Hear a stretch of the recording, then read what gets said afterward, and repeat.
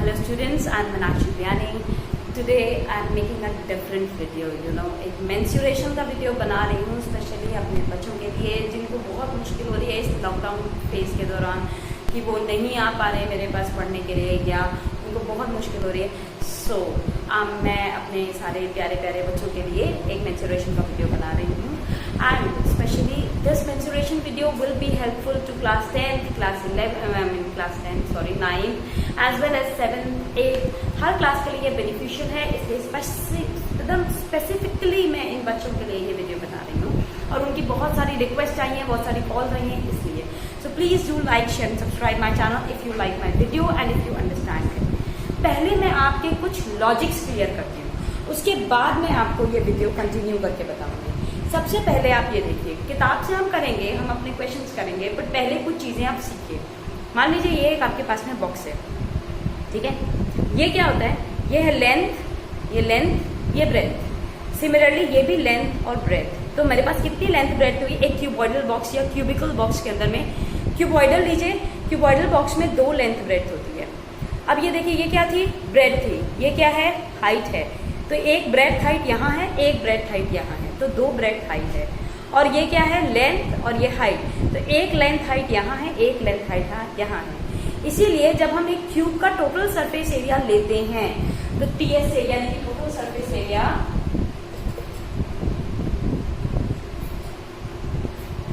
Of a cuboid is equal to twice LB plus BH plus HF. अब आप बोल रहे हो कि क्यों परेशान कर रहे हो मैम, सीधे हम फॉर्मूला ही लर्न कर लेते हैं. लेकिन नहीं. अब मान लीजिए मैंने आपको बॉक्स दिया और मैंने कहा कि उसका ये जो ढक्कन है वो नहीं है. अब आपको रिमेनिंग बॉक्स का टोटल सरफेस एरिया निकालना है. तो आप एक ये ढक्कन अवॉइड कर दोगे, यानी कि एक LB मिस करोगे, नीचे का एक लेंथ इंटू ब्रेथ लोगे, 2 ब्रेथ इंटू हाइट लोगे और 2 हाइट इंटू लेंथ लोगे. सिमिलरली अगर मैं आपसे कहती हूँ कि आप ऊपर और नीचे दोनों को छोड़ दो, कि भाई मान लीजिए आपके पास एक रूम है, तो जमीन पे तो हम पेंट पूंट नहीं करते हैं, उसी तरह से सीलिंग पे भी मान लीजिए हमने व्हाइट वॉशिंग नहीं करनी है, हमारा POP हुआ हुआ है या जो भी हुआ हुआ है, ठीक है. तो आप क्या करोगे? आपको सिर्फ ये 4 दीवारें लेनी है. मैंने ये क्या बताया था? ये कौन सी दीवार है? ये लेंथ इंटू हाइट है. तो आप क्या करोगे? एरिया ऑफ 4 वॉल्स बता रहे आपको कैसे आया, पहले आप ये समझो. एरिया ऑफ 4 वॉल्स, तो ये देखिए क्या है मेरे पास? Length into height. ये इधर पे भी है, इधर पे भी है. दीवारों में यही होता है ना, इधर और इधर तरफ क्या होगी? Length into height. तो लेंथ इंटू हाइट 2 बार प्लस 2 बार ब्रेथ इंटू हाइट. 2 कॉमन है, H कॉमन है. आप देख रहे हो, नोटिस करो, इसमें भी 2H है, इसमें भी 2H है. निकल गया. ब्रैकेट में क्या रह गया? L plus V. तो आप हर फॉर्मूला अगर रटोगे ना तो बिना समझे तो वो हमेशा चैप्टर आपको डिफिकल्ट लगेगा. तो इट इज बेटर आप उसे पहले समझो कि ये लॉजिक क्या होता है, उसके बाद हम आगे कंटिन्यू करेंगे. अब मैंने आपको क्यूबॉइड का क्यूब क्यों नहीं कहा? क्योंकि क्यूब के सारे साइड्स बराबर होते हैं. 1, 2, 3, 4, 5 और 6 साइड्स होते हैं. तो अगर मुझे क्यूब का टोटल सरफेस एरिया निकालना है तो मैं क्या कर दूंगी? क्यूब में डायरेक्ट 6 इंटू ए स्क्वायर, क्योंकि एक साइड का जो मेरा एरिया होता है वो साइड का स्क्वायर होता है. लेट द साइड भी A, तो 6A स्क्वायर हो जाएगा. अब 4 दीवारें हैं यानी कि 4 साइड हो गई. तो एरिया ऑफ 4 वॉल्स क्या हो जाएगा? वो हो जाएगा 4A स्क्वायर. समझ आया आपको? इसीलिए मैंने कहा था कि मैं आपको बताती हूँ कि पहले तो होता क्या है, उसके बाद हम इस अपने टॉपिक को कंटिन्यू करेंगे. ठीक. एक चीज आप लोगों के लिए मैं जरूर कहूंगी, जितने बच्चे होते हैं वो क्या करते हैं कि हम सोचते हैं कि सीधे एक्सरसाइज से शुरू करते हैं, which is a wrong way of doing the things. आप पहले एग्जाम्पल सॉल्व करो. समझने के बाद भी, मैं समझा रही हूँ उसके बाद भी आप पहले यही करो. आप पहले एग्जाम्पल सॉल्व करो, उसके बाद आपका एक कॉन्सेप्ट बिल्डअप हो जाएगा and then after you continue with your exercise. तो that is the best way of doing it and that is the perfect way of doing it. Fine. So अब मैं कंटिन्यू करती हूँ अपनी एक्सरसाइज के साथ. तो सबसे पहले जैसे मान लीजिए कि जो सबसे सिंपल क्वेश्चंस हैं वो मैं आपको सिर्फ फॉर्मूला के बेसिस पे बता देती हूँ. आगे कैलकुलेशंस आप लोग बहुत स्मार्ट हैं, आप लोग कर सकते हैं. सो let me continue with it. सबसे पहला मैं आपको वैसे ही करके बताती हूँ. जैसे कि मान लीजिए area of a rectangular plot निकालना है. एक साइड दे रखा है 48 मीटर और डायगोनल दे रखा है। एक फॉर्मूला अभी देखो मैं आपको बताती हूँ, डायगोनल की हेल्प से हम एरिया कैसे निकालते हैं उसका भी एक फॉर्मूला होता है। वैसे देखिए जितना भी हम अगर एक चीज कुछ चीजें पहले मुझे बताने दीजिए, जैसे एरिया क्या होता है हमारा, लेंथ इंटू ब्रेड्थ होता है, ठीक है। तो अगर लेंथ निकालना है तो हम क्या करेंगे, एरिया अपॉन में ब्रेड्थ, या ब्रेड्थ निकालना है तो हम क्या करेंगे, एरिया अपॉन में लेंथ। डायगोनल जो होता है वो होता है √L² प्लस B², ये होता है। अभी मैं आपको ये भी सॉल्व करना सिखाऊंगी कि अंडर आप कैसे सॉल्व करते हो, ताकि आपने, क्योंकि मुझे नहीं लगता अभी तक हमें ये चीज करवाई जाती है, या अगर आप 9th स्टैंडर्ड 10th स्टैंडर्ड में तब तो आपको ये चीज आती है कि आप कैसे अंडर निकालोगे, लेकिन उससे जो छोटे क्लास के बच्चे होते हैं उनको नहीं आता है। So I will teach you each and everything step by step, so let me continue. अब मैंने जैसे आपको फॉर्मूला बताया कि डायगोनल जो होता है वो √L² प्लस B² होता है।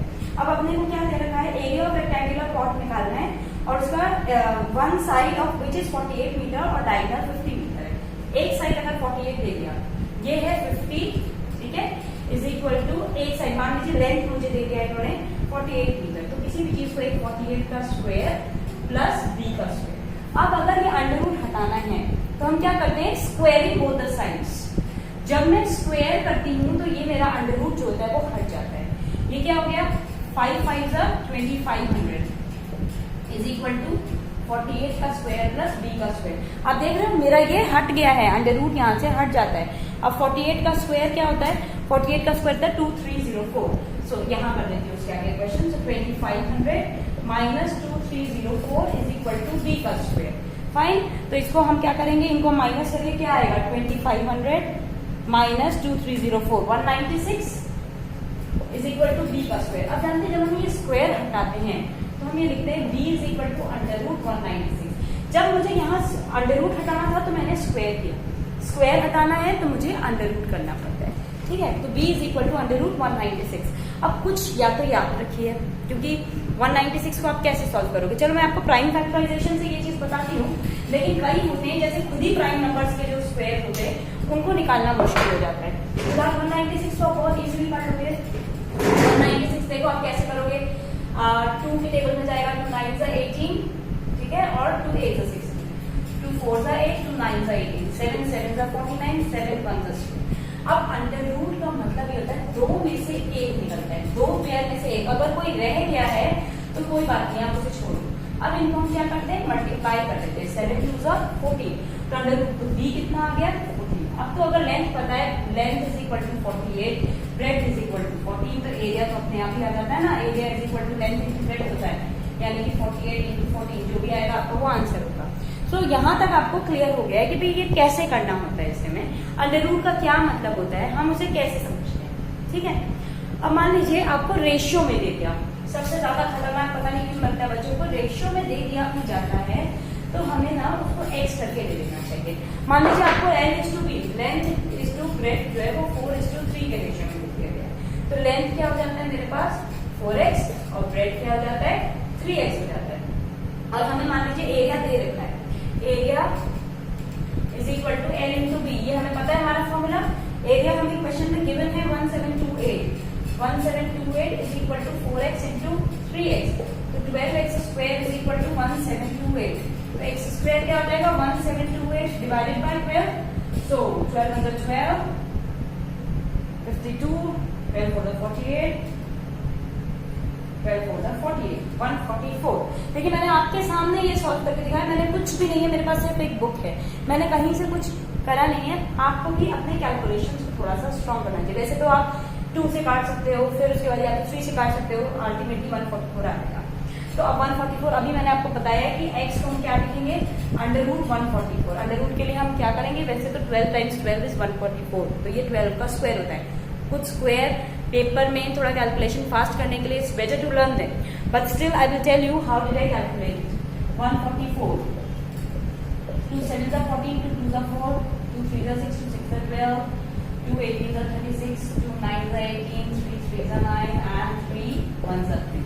इन 2 2 में से एक 2 निकाल लेंगे, इन 2 में से एक 2, इन 2 में से एक 3, तो 2 into 2 into 3 क्या आ गया, 3 to 6, 6 to 12, तो अंडर रूट 144 कितना आएगा 12, तो ये मेरा साइड आ गया 12।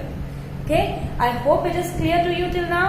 फाइन, ये हो गए कि भाई हम इनको कैसे करते हैं, अंडर रूट को हम कैसे सॉल्व करते हैं। सबसे बड़ा प्रॉब्लम जो बच्चों के साथ में आ रहा है कि हमसे अंडर रूट ही नहीं सॉल्व हो रहा है, तो ये मैंने आपको बताया कि अंडर रूट को हम कैसे सॉल्व करते हैं। अब जैसे अगर आपके पास आता है नंबर ऑफ स्टोन्स पता करिए या नंबर ऑफ कोई चीज, उसका एक सिंपल सा फॉर्मूला है। मैं हर एक क्वेश्चन आपको नहीं बताती हूँ, आपको सीधे सीधे छोटी छोटी सी चीजें बता देती हूँ, वो आपके लिए ज्यादा इजी रहेगा।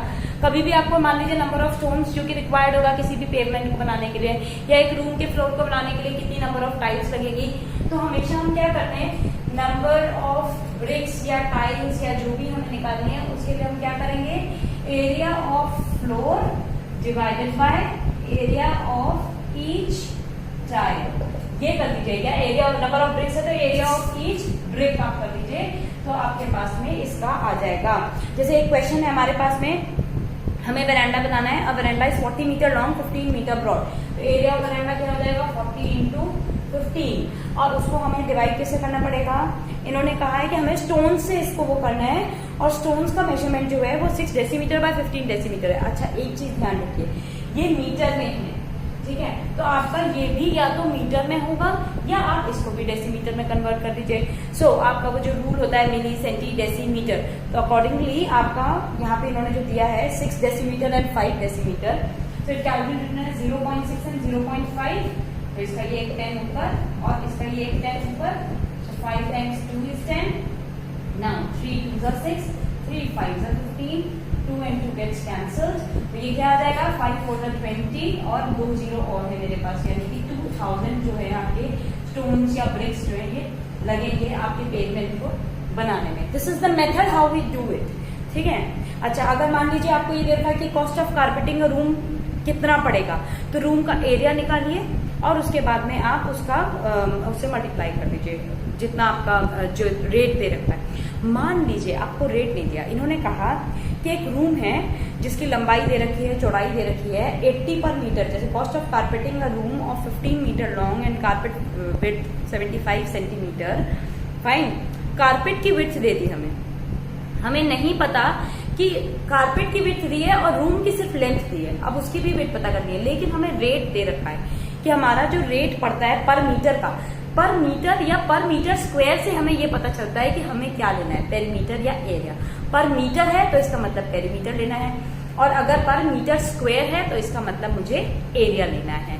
सो अभी मैं आपको ये लास्ट क्वेश्चन करके बताती हूँ, उसके बाद अगर आपको मेरे वीडियोस पसंद आए तो आप कमेंट बॉक्स में लिखिए, मैं आपको आगे की वीडियोस बना करके भेजूंगी। And do share my channel, do subscribe it and please like it, okay. So this question में हम क्या करेंगे, जैसे हमें ना इन्होंने रेट दिखा है, क्या रेट दे रखा है कि इन्होंने मुझसे कहा 19,200 80 पर मीटर के हिसाब से, 80 रुपीज 1 मीटर में, यहाँ पर मैं रुपीज लिखती हूँ, ठीक है। सो 19,200 विल बी इन 1/80 इंटू 19,200। इसको सॉल्व कर, 8 2 16, 3 32, 8 4 32, 240, तो 240 मेरा क्या आ गया, पेरीमीटर आ गया, ये मीटर है ये क्या आया पेरीमीटर, यानी कि twice L plus B is equal to 240। तो ट्वाइस ऑफ लेंथ मुझे गिवन है, लेंथ क्या दे रखा है क्वेश्चन के अंदर में 13 मीटर है, so length is 13 metre, no not 13 metre sorry 15 metre दे रखा है, 15 plus B is equal to 240, so 15 plus B is equal to 240 upon 2 यानी कि 120, so B is equal to 120 minus 15 जो भी आएगा। तो इस तरीके से मेरा जो है ब्रेड निकल जाएगा। तो कॉस्ट ऑफ कारपेटिंग का रूम आपका निकल जाएगा, आपको लेंथ पता है, ब्रेड पता है, कारपेट का विड्थ आपको दे रखा है इन्होंने, तो उससे हम डिवाइड कर देंगे इसको, तो मेरा एरिया आराम से निकल जाएगा। So this is the way how we do it, and if you do like it, please like, share and subscribe my channel. Thank you. I will continue this in my next video for sure. Bye bye for today.